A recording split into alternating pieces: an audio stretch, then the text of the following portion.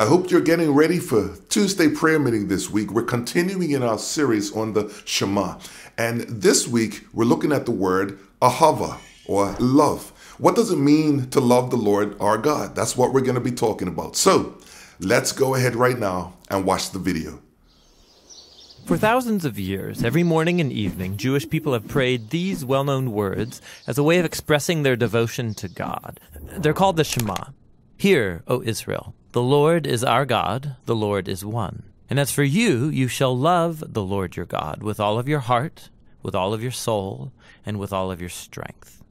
We're going to look at the third key word in this prayer, how Israel is called to love their God. But what does that mean? Love is a very common word in most languages, as it is in ancient Hebrew. It's pronounced AHAVAH. It most basically refers to the kind of affection or care that one person shows another. It sometimes describes physical affection, like the king of Persia's love for Queen Esther. But there are other Hebrew words that more specifically refer to physical desire or sex. AHAVAH is more broad.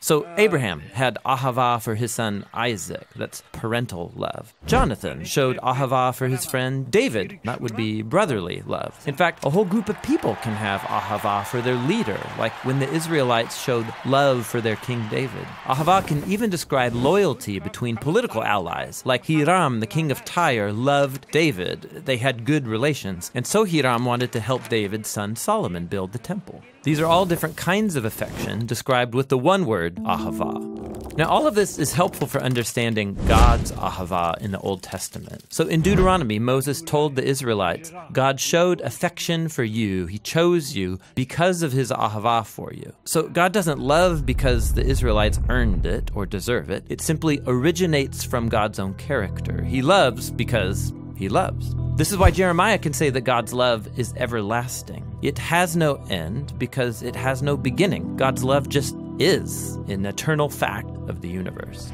And God's love is not a duty, it's a genuine feeling, an affection that God experiences. This is why the prophet Hosea compares God's love for his people to a husband's AHAVAH for his wife, or to a parent showing AHAVAH for their child. It's one of the strongest things that God feels. But that doesn't mean that God's love is just a feeling. God's love is also in action. It's something God chooses to do. Like when Moses says, because of God's AHAVAH for your ancestors, he brought you out of Egypt with great power.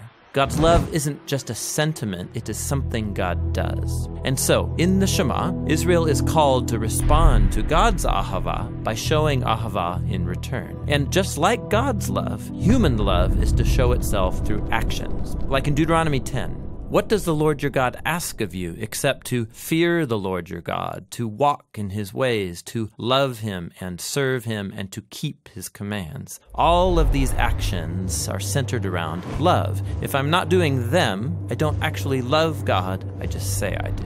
Which leads to one last thing. In the Old Testament, I show my love for God by how I treat the people around me. In Deuteronomy, we read that God defends the cause of the fatherless and the widow, and he shows AHAVAH for the immigrants among you, giving them food and clothing, and so you also show AHAVAH for the immigrant. So the people are to imitate God's AHAVAH by showing AHAVAH for others. This is the idea underneath the famous line, you shall AHAVAH your neighbor as yourself.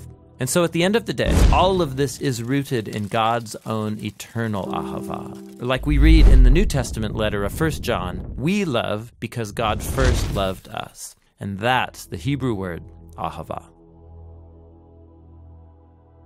Well, that's the video for this week. Some great information that really helps teach us what the intent of those words used in the Old Testament really are and how it is that we should live our lives and love our God.